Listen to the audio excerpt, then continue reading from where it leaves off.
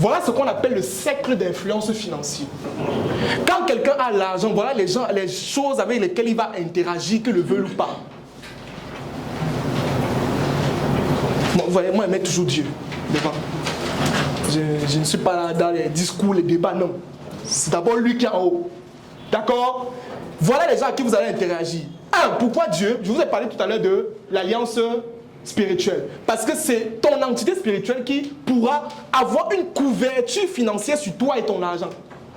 C'est cette entité qui va travailler ton esprit pour que le pouvoir que l'argent a ne te domine pas.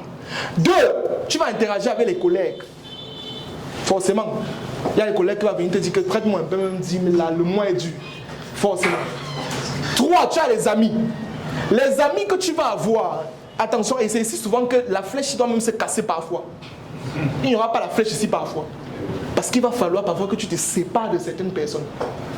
Tu ne peux pas marcher avec quelqu'un tous les jours qui a été demander l'argent. Qui est en train de t'amener dans des schémas qui n'ont pas de nom. On sort boire, il y a telle fille, machin, non, attention. Ça finit ton argent, toi tu ne t'en rends pas compte. Mais malheureusement, il y a des personnes qui sont attachées aux mauvais amis. Pas qu'ils sont mauvais dans le sens où ils peuvent vous tuer, non.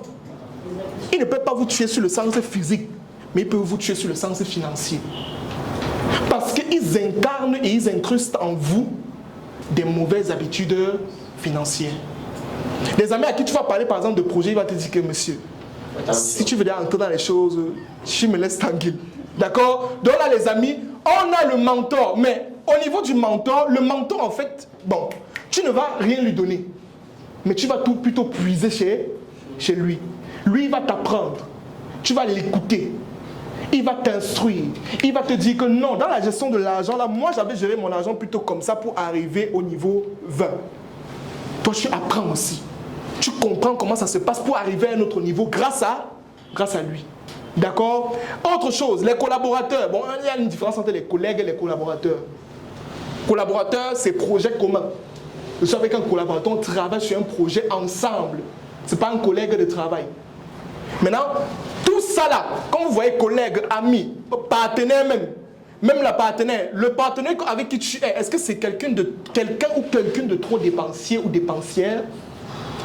Est-ce que c'est quelqu'un que quand tu vas engendrer une dépense excessive, la personne a l'amabilité de te dire que non, chérie, tu dépenses un peu trop. On peut faire ça après. Est-ce que c'est une personne comme ça? Ou c'est une personne quand tu dis que bon, on va acheter même 1 million. Non, je suis avec toi. Achetons même demain.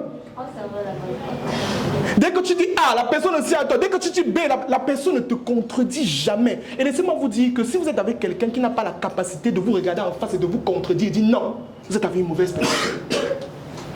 Vous devez avoir quelqu'un qui a la capacité de dire que je ne suis pas d'accord ici. Je pense qu'on devrait plutôt faire comme ça. Pas une personne que tu vas dire A, la personne elle dit aussi A. B, la personne dit aussi B. Et une personne qui n'accepte pas la contradiction n'évolue pas. L'évolution découle de quoi?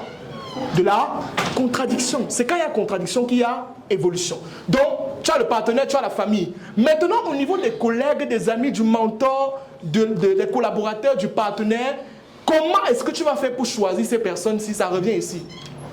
Le discernement. Le discernement vient de la spiritualité. La spiritualité vient de l'esprit. L'esprit doit être raccolé à ton entité spirituelle. Donc, c'est quand tu vas suffisamment travailler ton esprit que tu auras ce discernement-ci.